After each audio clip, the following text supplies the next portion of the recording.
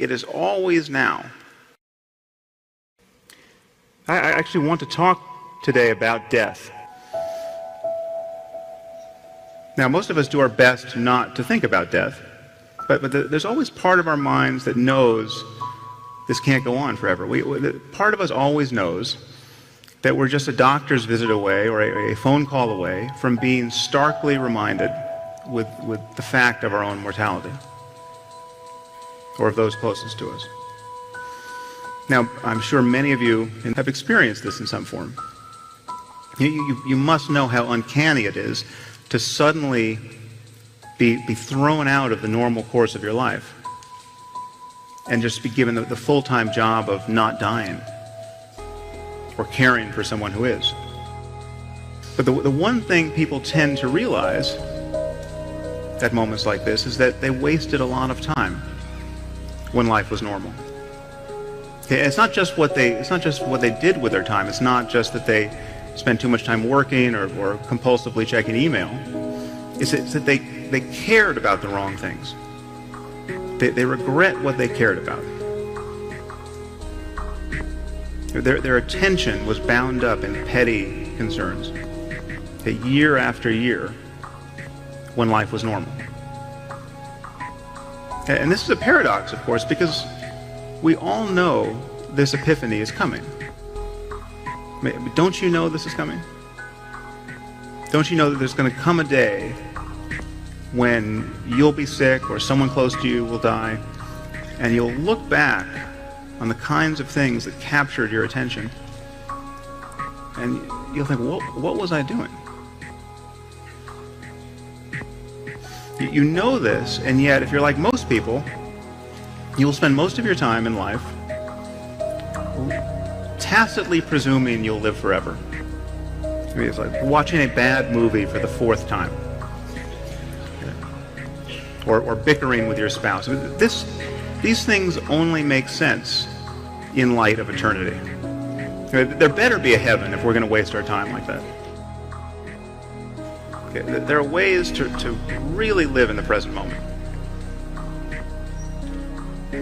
What's the alternative? It is always now. However much you feel you may need to plan for the future, to anticipate it, to mitigate risks, the reality of your life is now. Now, this may sound trite, but it's the truth. It's not quite true as a matter of physics. In fact, there is no now that encompasses the entire universe. You can't talk of an event being simultaneously occurring here and one at the same moment occurring in Andromeda. The truth is, now is not even well defined as a matter of neurology, because we know that inputs to the brain come at different moments, and that consciousness is built upon layers of inputs whose timings have to be different. Our conscious awareness of the present moment is, in some relevant sense, already a memory. But as a matter of conscious experience, the reality of your life is always now. And I think this is a liberating truth about the nature of the human mind. In fact, I think there's probably nothing more important to understand about your mind than that, if you want to be happy in this world. The past is a memory. It's a thought arising in the present. The future is merely anticipated. It is another thought arising now. What we truly have is this moment, and this, and this. And we spend most of our lives forgetting this truth, repudiating it, fleeing it, overlooking it. And the horror is that we succeed. We manage to never really connect with the present moment and find fulfillment there because we are continually hoping to become happy in the future. And the future never arrives.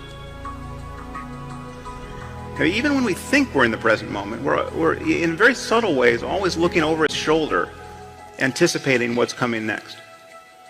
We are always solving a problem. And it's possible to simply drop your problem, if only for a moment, and enjoy whatever is true of your life in the present. This is not a matter of new information or more information. It requires a change in attitude. It requires a change in the attentiveness you pay to your experience in the present moment.